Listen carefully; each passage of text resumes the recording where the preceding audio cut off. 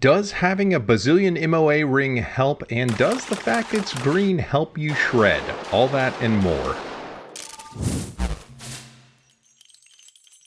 Welcome back to the Humble Marksman channel, the only gun channel on the internet dripping with that BDE. That's right, Big Dad Energy. How many optometrists does it take to change a light bulb? Is it 1 or 2? 1 or 2? Sound off in the comments with your favorite dad joke, and if it's awesome, it might get featured in a video. I'm David, and this is the Holosun HE507C GR ACSS. Now, if you don't speak Star Trek and are not a nerd, I'll decode what that means for you. The 507 is the shape of the shroud of the optic, and it means it's got a premium reticle. GR means that it is a green reticle, and the X2 means that the buttons on the side and the slide out tray is what you're getting. So ACSS means that you're getting a chevron with a really big circle around it. So this is the primary arms reticle in the Holosun pistol sight. So as I see it, we got kind of three things to talk about. Everybody knows about sort of the housing and the window and the glass and the buttons on this, so we're not going to talk about that. If not, you can check out other videos on the 507 thing, and they're going to be generally true about this. What we are going to talk about is the 10 MOA chevron, the bazillion MOA circle that goes around the chevron, and the impact of using a green reticle versus using a red reticle. But doing lip service to the 507, you kind of know what you're getting. It is a very kind of time-tested design. They've more or less got them worked out to the point that they're super durable, super immune. People don't really have problems with these things crapping out on them. There is a solar panel with a solar failsafe, which means if you let it auto adjust, it'll use the ambient light available to power it, which is really good when you're on the range and it's like a very sunny day.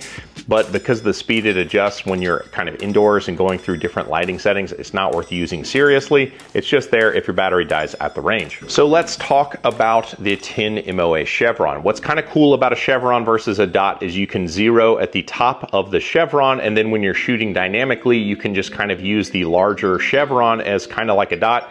And as long as it's more or less in the middle of the target, if it fits, it ships, just send it. And I generally found that to be true. Now, the chevron is kind of a unique reticle system. I'm not really used to that. So like I was initially having problems judging when I was doing my shot calling where the shots were impacting on the target. I dropped probably a few too many ones as a result of that.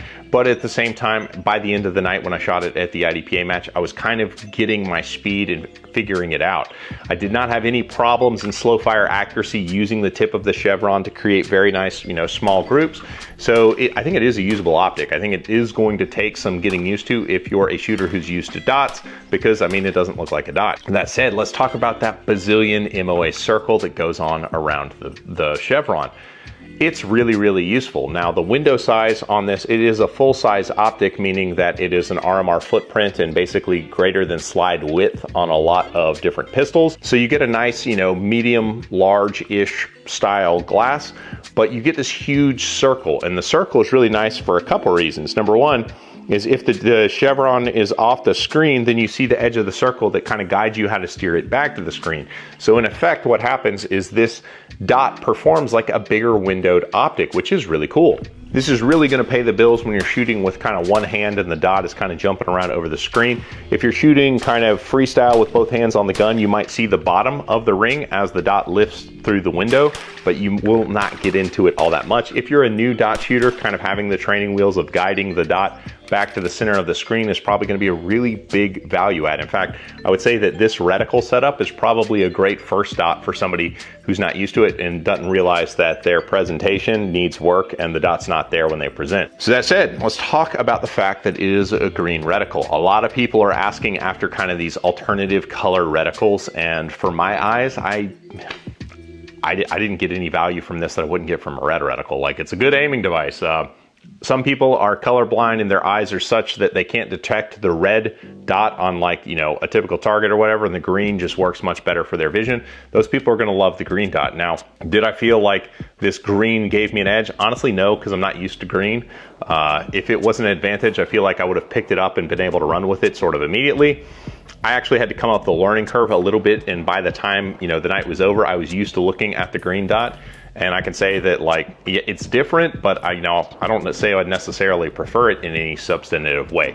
Now, going to the green emitters does drain battery life, and because this has a big honking bazillion MOA ring that is projecting, it's probably going to chew up batteries pretty quick, I would imagine, but I don't know. And the fact that Holosuns use a 1632 battery, it's going to run out of juice much quicker than something with like a 2032 battery. So ultimately, green's there if you need it. If your eyes need a green dot, then this is available in green. I think that the concept of the reticle is sound. It makes a concealed carry style optic work like a big, large competition optic, which is really cool and all to the good. So I think it's a really cool optic. I think it's pretty solid. It's a good concept. And if you got any questions, sound off in the comments. I'll be sure to get to those. Otherwise, I will catch you guys on the next one.